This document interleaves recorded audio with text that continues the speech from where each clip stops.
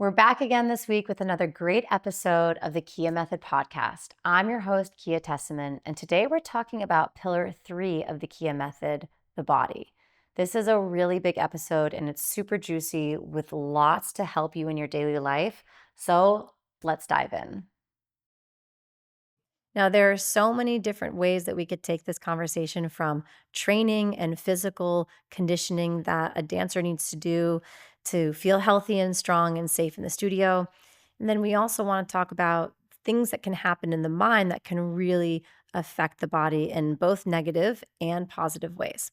So let's start first with the little foundation. Before we get into the training and into the fascia and what do we do for recovery post and pre-workout, let's talk about punishment mentality.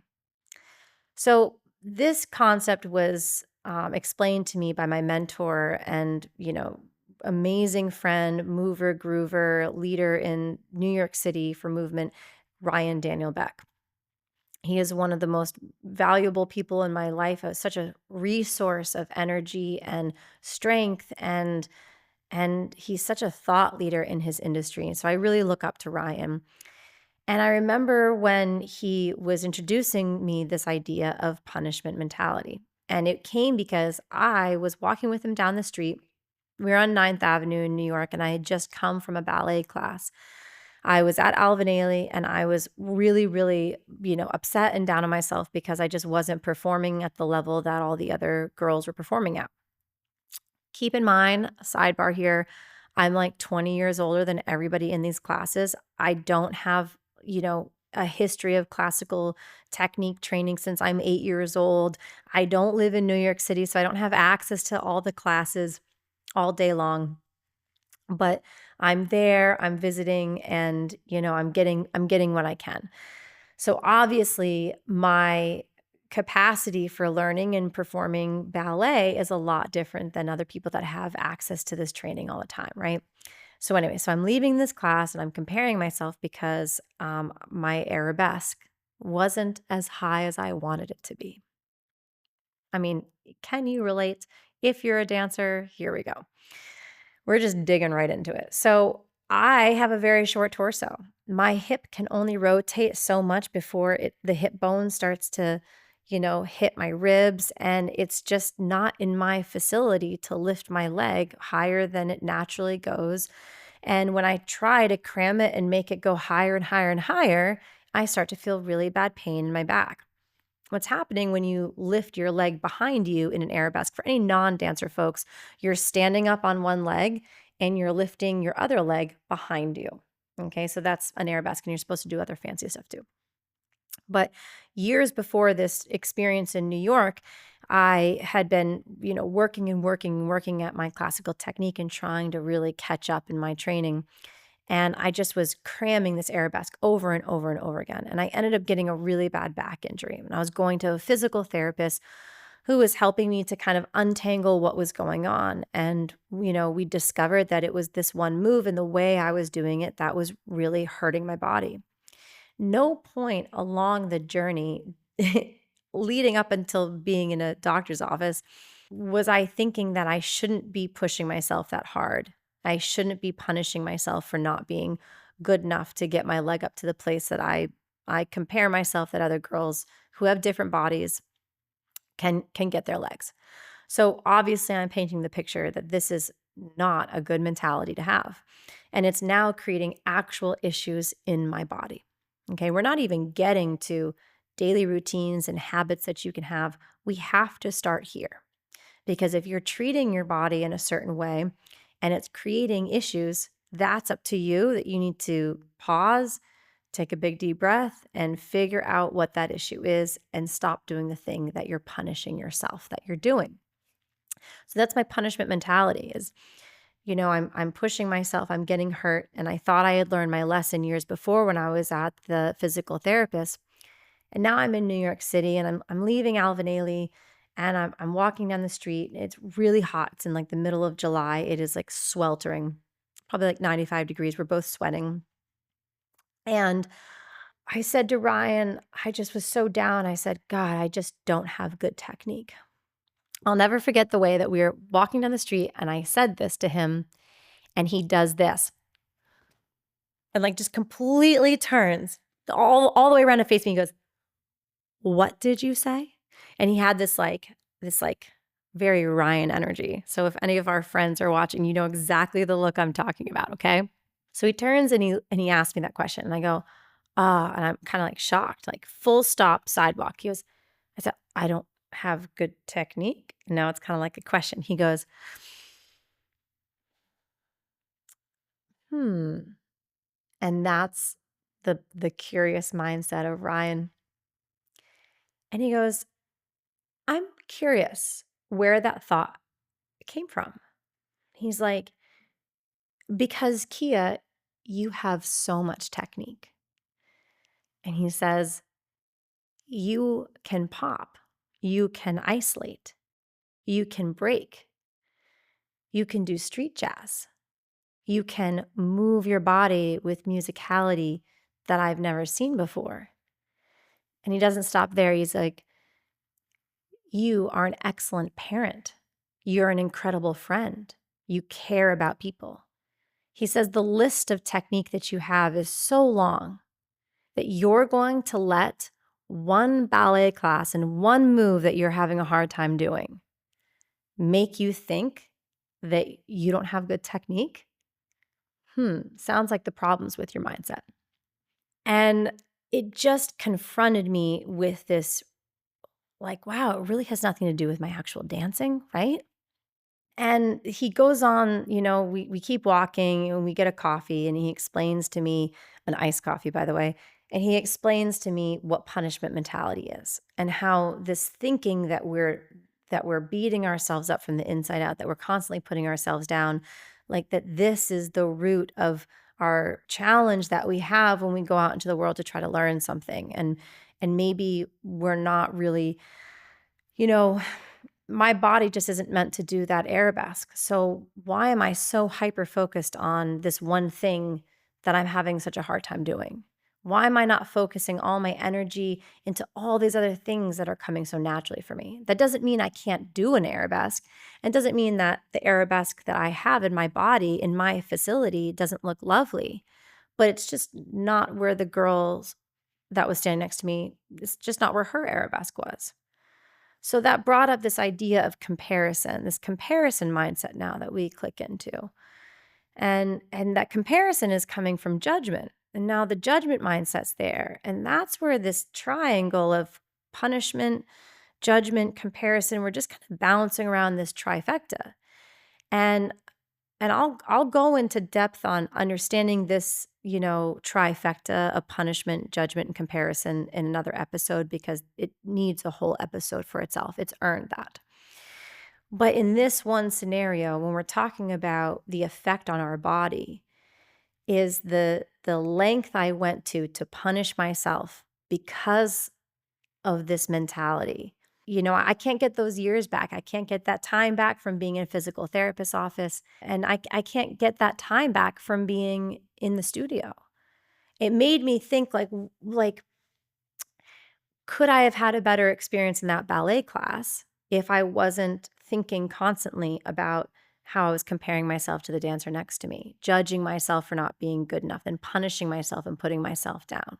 And that leads to my next thought of like when we're not present in our body and we're in this kind of fear-based mindset, this trifecta, that I'm not really paying attention to what I'm doing. I just flew all the way down to New York City to get this incredible training. I'm not present at the bar. I'm working with Finest Zhang, who is one of my favorite ballet teachers ever. I'm not really hearing the things that he's saying. Maybe I'm dancing and I could get injured because I'm not actually like paying attention to what I'm doing with my body because I'm only thinking about this punishment mentality. So this is just an example of how much this one the way of thinking can infect the rest of what we're doing. And that's why this is the beginning of pillar 3, the body, because we have to pause, we have to check in with ourselves and make sure that we're not coming from a punishment mentality place. The final thought that I'll just say now, because we're going to dig into this later because it is a juicy topic, is that the dance industry doesn't always support dancers taking care of their bodies. And that's why this leads me into the next part of this pillar, which is about self-care and healthy, safe training. I feel like sometimes the industry standards, I'll say this, can have this expectation that dancers need to push through injuries or, things that aren't safe for their body in an unhealthy way, regardless of how it leaves the dancer after the class or after the performance or after the shoot. I'm just putting this thought out there because I think that this is a topic that's really important to be discussed, especially about people who are active in the dance world right now and in different areas of the dance world. These are conversations, that I'm hearing other people have, people that I respect, people who are thought leaders.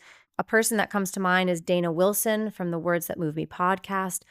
She's someone I would love to have a conversation with, and she really wants to talk about the truth, and that's what's inspiring to me. So actually, I was thinking about her today when I was getting ready for prepping for this shoot, because I was like, what would she say right now if I was nervous? So Dana, if you're out there, I would love to meet you and talk with you, and not just about this topic of industry standards, really putting punishment on to dancers, but just about everything, because you're so cool and I kind of am fangirling right now, and you're not even in front of me. So Dana, if you're out there, all right, fangirling moment.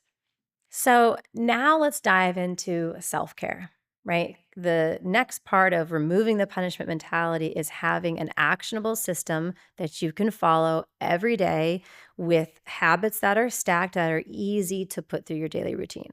Now, I'm a 42-year-old mom. My life has a certain um, openness where I can run my schedule the way that I want it to. I run my studio, I do my training, I do my dancing, I do my lifting, I do my things, and I have space in my life for that. And I've worked hard for that. I recognize that in saying, you know, stacking habits, that are easy and effortless might not always look the same for everybody else's lives. Some people might have young children. My son is just about to finish college, so I have space in the home. Other people might have roommates or not feel like they're in an environment that inspires them. So I say all this with a grain of salt. Please take whatever you can from what I'm going to share with you that works for me, and use it to benefit your own life. And then whatever I say that doesn't apply to you or doesn't work for you, you can just leave it. You don't have to take that. Okay. Self-care. Let's dismantle for one moment the ooiness or the gooiness around self-care. Self-care to me is not a bubble bath, face mask, painting my nails, like whatever, listening to Debbie Gibson, although that does sound like an awesome night. Self-care to me is taking space in my day to be quiet, be in nature. It's having a solid morning routine that gets my mind and my emotions in flow, gets me out of my own way, from meditation to journaling, to mindful movement in the morning. How I'm setting myself up for the day, right? That's important to me. That's self-care to me. Not going around people who are toxic. That's self-care to me. Cleaning out anything that's unhealthy from my life. Like, we go on a diet for our food, or we clean out all the unhealthy food, or we're like, we're not going to, have any sugar for a week. That's how I feel about people who are toxic. Sorry, just going to say it. Actually, not sorry at all. I'm not going to go sit at a coffee shop and just make myself available to talk to anybody, because that's going to affect my energy levels and my currency of my emotions that I need to use later when I'm in the studio or when I'm with, my partner. So these are all really simple starting grounds for taking care of yourself, cleaning out things that are toxic, bringing in things that nourish you and build you up and make you feel great, right? So it's nothing new. I'm not giving you any new steps. Maybe what you can look at this episode as is I'm helping you to become organized and reset your day. Yeah, so morning routine, time in nature. Another thing about self-care that's really important to me, especially as an athlete and a professional dancer, is fuel and hydration. So if we all know, when we make jokes about it, like, oh, if that person's hangry, you better watch out, or the feeling in your body when you're dehydrated, how you think. Like, it's almost like there's this weight in your face and you can't really speak. Like, it just, your life force isn't flowing. So self-care is me getting enough water. And some days I will just drink tons of water, go outside for like a 4-mile walk around my little town in Camden, Maine, and eat really yummy, healthy food like salmon and complex carbohydrates. So I'm getting my protein, I'm getting my sweet potatoes, and I'm getting like a really yummy salad and, maybe a little bit of dark chocolate because you got to live a little. And I have a nice, peaceful afternoon. Like, that is self care. That is like such a nice day. I'll probably do that tomorrow. So that is hopefully transforming a little bit in your mind right now, and giving you permission to go ahead and do the things that feel really good and don't do the things that don't. And a fun note is like, this comes up a lot in conversation with family members around holidays. And it's funny because I always say, I had a really good holiday because I did all the things I wanted to do and I didn't do any of the things I didn't want to do, which means I didn't do things out of obligation. I didn't put myself in situations that were going to drain me or be really taxing or make me feel really crummy, emotionally, mentally, physically. I didn't eat the food that was going to make me feel really bad, but maybe I had a little bit of fun and I ate really healthy. And, that's just an example of how to bring that into your daily life. So bringing it back to the life of a dancer, which is the lens that I have to look through to share this information with you. It goes like this. After I have the first part of my day, my morning routine, hydration, fuel, time in nature, movement. I'm not on my phone. I'm not scrolling. I'm doing my tasks, but I'm taking time. Like, I'm not sucked in. I'm really putting my computer away and just folding the laundry and working at a nice, easy pace. That's the rhythm. Like, that's the BPM KEA needs to be at to get ready to build the energy to go up and teach. A lot of people's day jobs, are like a 9 to 5 or an 8:30 to 4, right? My job, I'm building up to my job the whole day. So around noontime, around 1 o'clock, I'm going to start to feel a little bit of, um, like I've been up since 5 a.m. and I've been doing a bunch of stuff and I've been doing lots of business work and all the other aspects of running a studio. And so now it's time for me to get reset because I'm about to go use my body.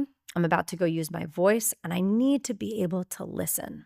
I find that when I haven't been self-caring and I haven't been doing the things that I know I need to do that sets me up for success, I haven't been doing all my little habits, I'm not going to have a great capacity to listen.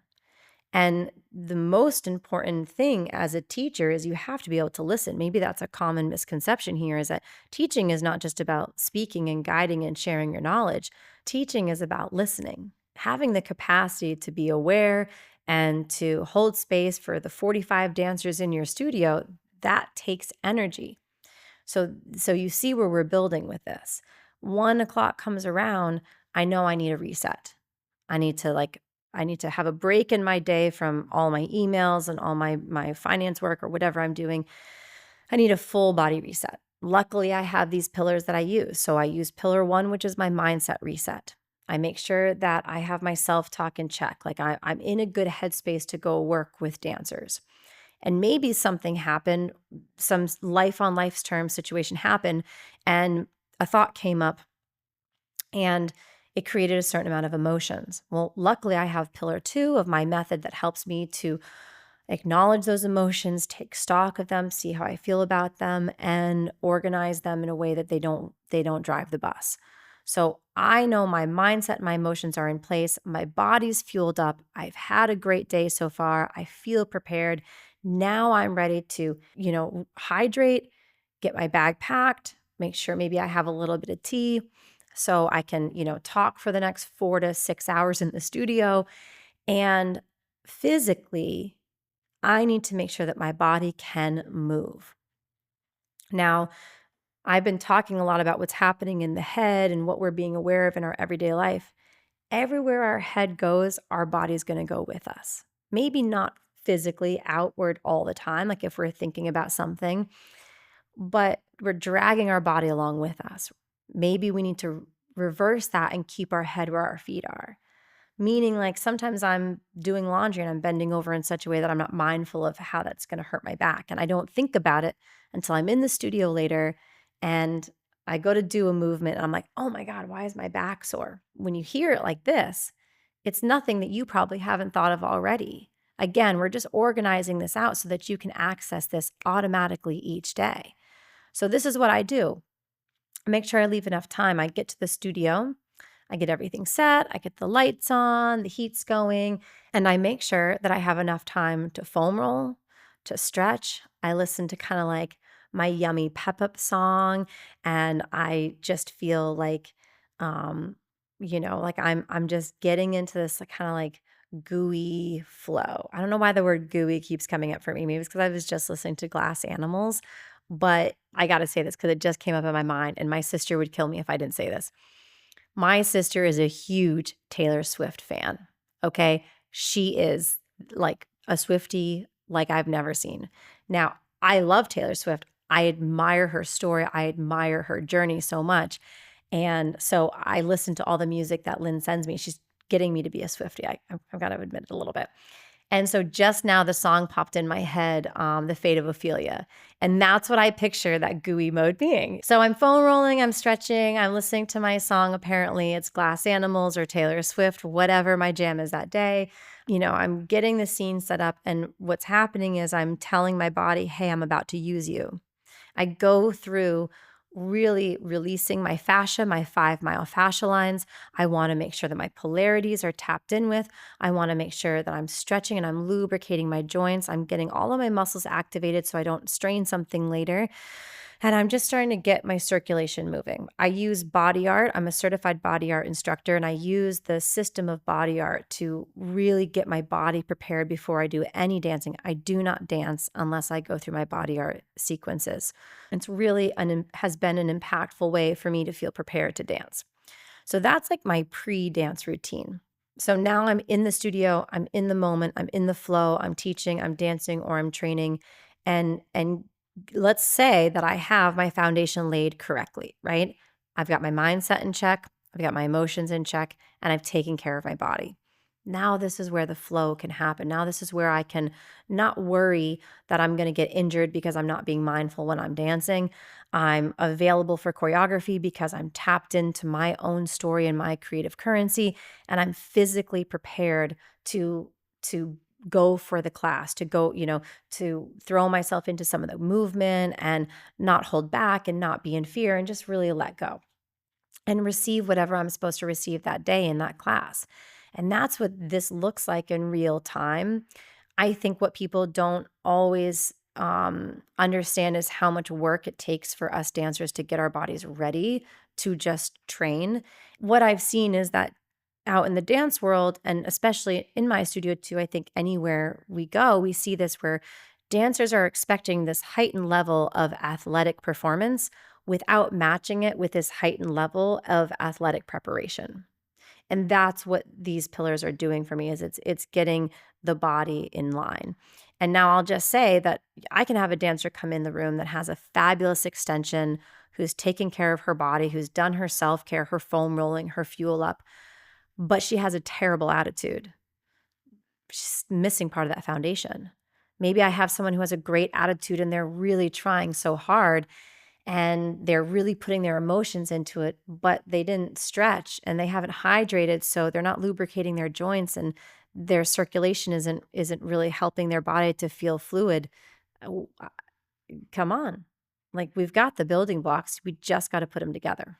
That's how this looks in the moment. One of the other things that's kind of behind the scenes that people might not understand about dancers preparing for the studio is the other work that I have to put in the gym. So one of the other things that I do to take care of my body is I lift weights, and I have a very rigorous training routine. And we'll just look at it like this. Let's say I'm dancing for 10 hours a week, and it's going to use a bucket of energy and strain on my joints. Say this is my bucket. When I go outside of this bucket is when I start to get knee pain. It's when I start to feel injury. It's when I start to feel muscle strain or I start to feel cramps. So a physical therapist explained this to me. where he's like, you got to deepen your bucket, and you do that by lifting weights. So if knee pain is a thing that's come up for me. And the more I focused on, let's say strengthening my quads and building my quads and stretching my calves, the more I realized that I could go longer dancing without that knee pain starting. So it's all about the ratio of that bucket, right? That's the science behind this. So I dance on average 30, 35 hours a week. Show season, 45, 50. I think I clocked 52 hours on 1 week last year. And that's just in studio teaching, private lessons, rehearsals, right? So it's kind of counterintuitive. If I'm dancing this much, we're going to go with a 30, 35 hour time block here. It's counterintuitive that I'm going to want to get out of the studio and go to the gym and go lift for an hour, right? Maybe my body needs rest after I'm dancing, right? Definitely. So I have to find time in my day to make it to the gym, lift the weights, which again might sound kind of counterintuitive. Like, shouldn't I be saving up all my energy until I'm in the studio and dancing so I don't drain my muscles? But it's actually the other way around. So if I go to the gym and I do my leg day, and I get some steps in and I get that walking, and my body's remembering how it feels to like be fluid and walk in the chain of your stride. It was really cool. This chiropractor explained this to me. She's like, you're dancing more than you're doing normal human activity. You're in the studio using your body in all these different weird alignments more than you're going and walking down the street for 2 miles just to get your chain of motion moving. So these are all things I learned along the way, and that's why I've kind of packed them all into this pillar, because we've got to make sure we're checking them all. So when I go to the gym and I get in that routine, I lift those weights. My mind can sometimes be like, what are you doing? You've got hip hop tonight. You've got Graham, which is really challenging on the body. Hip hop, we're turning on our sneakers and, we're jumping a lot, and I'm like sweating. I'm like, oh, man, I hope I can make it through the day. But I can. I actually get more energy because of it. And there's a bunch of other things that I add in here and there that really help me. I love cold plunging. I love cold water immersion. There's so many other benefits that come from that. I'm going to do a whole other episode on that. But that's one of the things that I do. I love infrared sauna. That's been incredible for my recovery and my circulation, and it makes me feel so good. So, we're going to come back here to this idea of, can I train in a way, as Ryan says, that's pleasurable? Like, why do we avoid the word pleasure when it comes to how we're moving our body? Like, why is it taboo? Well, other people made it taboo, but we're going to bring it in to how we're going to use it to avoid that punishment mentality. Let's say I want to feel good. I want to feel happy. I want to enjoy my movement. I want to enjoy being in the studio and dancing and not worrying about an injury. That's one of the hardest things that I go through whenever, my dancers are like, cringe with me when I have a knee injury and I can't dance. Like, we're all kind of hurting, and then one of them hurts their foot and one of them hurts their leg, and it's tough going. And we can either push through that because of industry standards, punishment mentality, comparison. God, I get so pumped up with this. Or we can go the other way and we can say, oh, wow, this doesn't feel good right now. I'm going to sit down. I'm going to rest this. I think this might be an actual injury. I'm going to get it checked out, or I'm going to put on K-tape, or I'm going to put on Tiger Balm. I'm going to rest, whatever I need to do. And then I'm going to do all the other steps that I need to do to heal and to recover. So let's get into recovery mode, right? So I have this incredible experience in the studio. I'm dancing. I did all my morning routine. I did all my weightlifting. I did all the things, right? I used to get home from dance and just shower and go to bed. I'd skip a meal. I didn't understand the importance of eating protein, a certain amount of protein within like that 20 to 30 minute window after your exercise. And I would often forget to stretch. I'm like, I've been stretching all day. Why do I need to stretch now? So I don't know if you can relate, but these are just my own personal pain points that I have struggled with. And I'm hoping that by sharing this with you, I'm giving you permission to admit them for yourself too. And let's self-care better together. So I think my favorite routine now that I've created is my post-dance recovery routine. And I have this baby on lock. I don't get home from the studio until about 8:30, 9 o'clock on most nights. And I have my food prepped. And if I don't have my food prepped, hopefully I have a rotisserie chicken in the refrigerator that I can just warm up in the oven and maybe eat a handful of spinach or something. So I would advise that. I think my worst case scenario is a protein shake at night, but actually that's great when I think about it. Yeah, so I get home, I have my food immediately. Like I need to eat as soon as I can because I don't want to eat, too much later into the evening, but my cycle's a little bit different because of how late I work. And then, I take a nice hot shower. Yes, sometimes I'll take a magnesium Epsom salt bath. That's great, but not everybody has a bath. If you don't have a bath, but you want the benefits of magnesium, you can get a magnesium spray.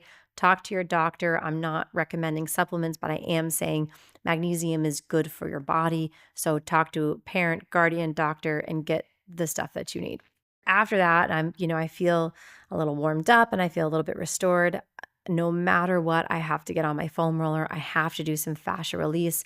I have to do some myofascial release, and I've really got to stretch a little bit. I find that if I go to bed without stretching, I'm going to have a terrible morning waking up. I find that the nights that I come home and I actually do this routine, which I try to every night, but I'm not perfect. I go through all my steps. I'm exhausted, right? And I go to bed and I wake up the next morning and I'm like, oh, I feel great. I'm ready to jive. Let's do this. Who says jive, by the way? I just did. But I wake up and it's like I feel like James Brown is playing in my room and I'm just like, pay as the cost, be the boss. That's how I feel when I wake up after I've actually taken care of myself. So it's like a rollover of self-care. I wake up the next morning and I'm like, let's do this. Here we go. And that is how I manage. And I also guide my dancers through this whole routine, pre-dance, post-dance routine, your morning routine.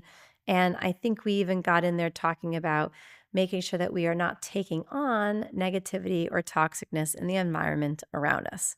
That's a pretty thorough body scan, if I might say so. So, the final point that I want to bring up with this pillar is, I'm not able to show up for other people if I haven't shown up for myself.